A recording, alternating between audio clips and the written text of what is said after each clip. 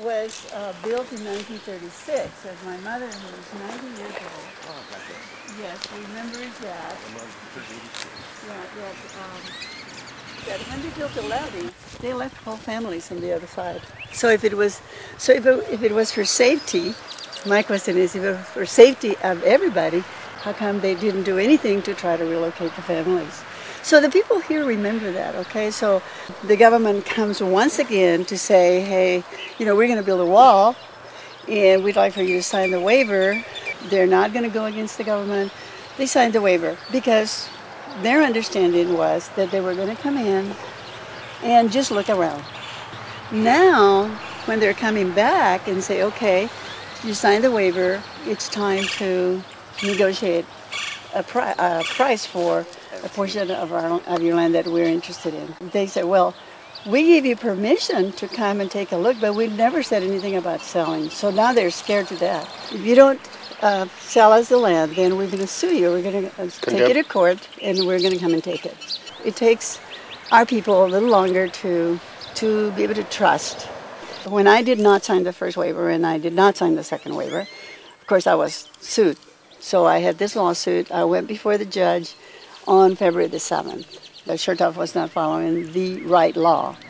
In fact, he should be following the amended law, which gave certain conditions. Judge Hannon ruled in my favor in that case, in that situation. We went back and forth. The government never accepted any kind of proposal that we made. And so finally the judge said, it looks like you're not going to be able to negotiate, so the government is going in. On February the 22nd, they were here to do the initial survey. They mentioned that they had been looking at the area south of the levee. Now, they quickly corrected themselves and said that they had skipped my property, but they had gone through in a vehicle. I find these stakes here, and I call the International Boundary and Water Commission, and they said they have not put those stakes there. So it's not their survey. No. So that stake is in my property. Another one is right on the line of my property. And if they went by here on a vehicle, surveyed, and they say they went around my land, then they trespassed. Some properties are skipped. Yes. Along this process. Yes, why exactly. The Hunt property? Why we skip that? What's the rationale and the criteria for that hop skip versus a criteria and rationale for, let's say, this piece? One of the things that's been a criticism of this whole process has been the complete lack of any uniformity in both the condemnation process and the cost process. They continue to be vague. They continue to be non-descriptive. Hopefully, other colleagues in Homeland Security will pick up the need for some oversight on this. On the expenditure side, the logistics side. In my district, they just shut down the virtual fence.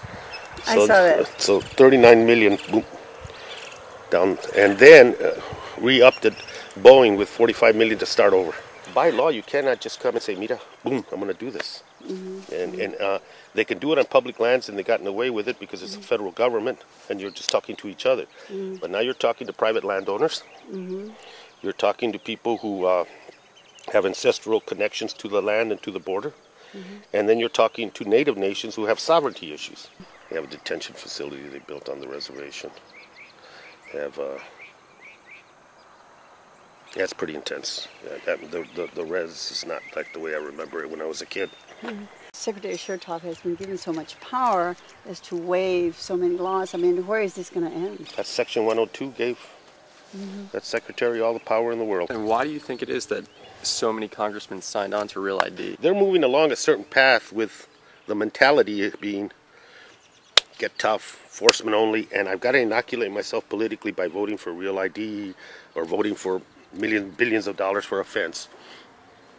And then all of a sudden you begin to see a shift in the public's view of what this is about. You're starting to get questions about, is it really effective? Is it political symbolism? What impact is it having in the environments? What impact is it having on economies? What impact is it having on historical and cultural legacies along the border? What impact is it having internationally with our neighbors to the south? And suddenly those questions begin to rise. And then you compound that with the cost issue. And so now you have people thinking twice. What percentage of Congress would you say ever came to visit the Rio Grande, for example?